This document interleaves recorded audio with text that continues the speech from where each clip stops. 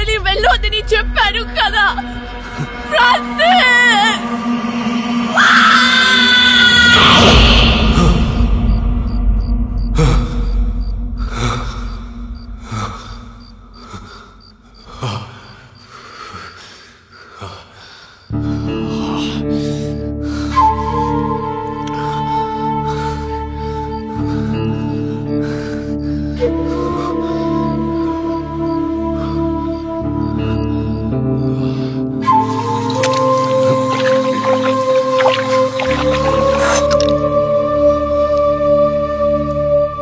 ఈరోజు నాకు ఏదైనా జరుగుంటే తను ఒంటరిదైపోయేది. నా కొడుకు ఫ్రాన్సిస్ కూడా అచ్చం నీకులాగే ఉంటాడు. నువ్వు వచ్చినప్పటి నుంచి హెలెన్ ఎంత సంతోషంగా ఉందో, నువ్వు ఎప్పటికీ మా కొడుకులాగా ఇక్కడే మాతోనే ఉండిపోవాలి.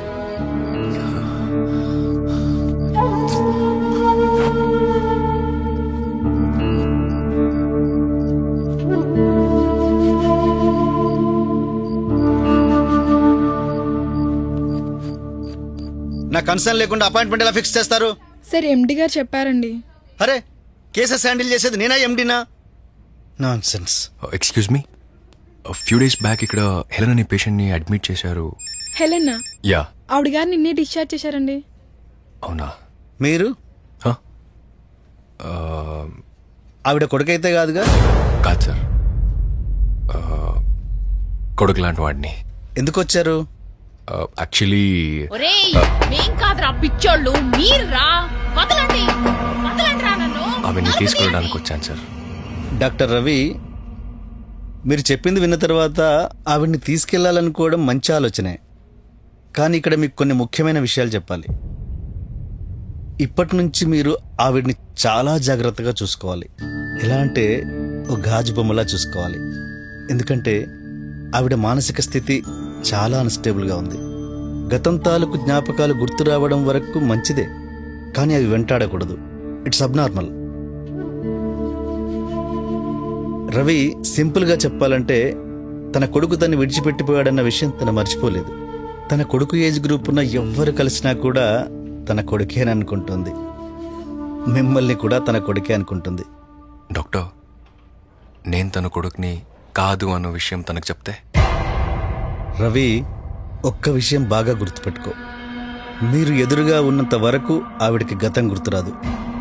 కానీ తన కొడుకు తనని ఎక్కడ విడిచిపెట్టిపోతాడన్న భయం మాత్రం ఖచ్చితంగా ఉంటుంది. అండ్ ఆ భయాన్ని మీరు మాత్రమే పోగొట్టగలరు. అందుకే ఈ విషయం ఇప్పుడు చెప్పకపోవడం మంచిది అని అంటున్నాను. And this is not the right time అని అంతే. అంటే ఏం లేదు, నిజం తెలిస్తే తను చాలా డిస్టర్బ్ అవుతుందేమోనని. యాక్చువల్గా ఈ విషయాలన్నీ సాల్మన్ చెప్పాలి తనకు, కానీ సాల్మన్ ఆ పని చేయలేకపోయాడు. ఎందుకంటే సాల్మన్కి భార్య అంటే చాలా ప్రాణం. అండ్ ఆవిడ కోరిందల్లా ఇవ్వడానికి సాల్మన్ ఏం చేశాడో మీకు తెలుసు. ఇట్స్ రియల్లీ స్ట్రేంజ్ కదా. హెలెన్ తన కొడుకుని ఎంతగా ప్రేమించిందో సాల్మన్ హెలెన్ని అంతకంటే ఎక్కువగా ప్రేమించాడు. చెప్పానుగా, too much love is toxic. తనని ఎలాగూ చూసుకుంటా అంటున్నారు కాబట్టి she feels her son is with her and she feels very happy. And one more thing, please remember, తనకి ఫ్రీక్వెంట్ గా చెకప్ చేస్తూ ఉండండి. Okay? Please take care. Okay doctor, I'll do that. I'll take a leave and thank you. Okay.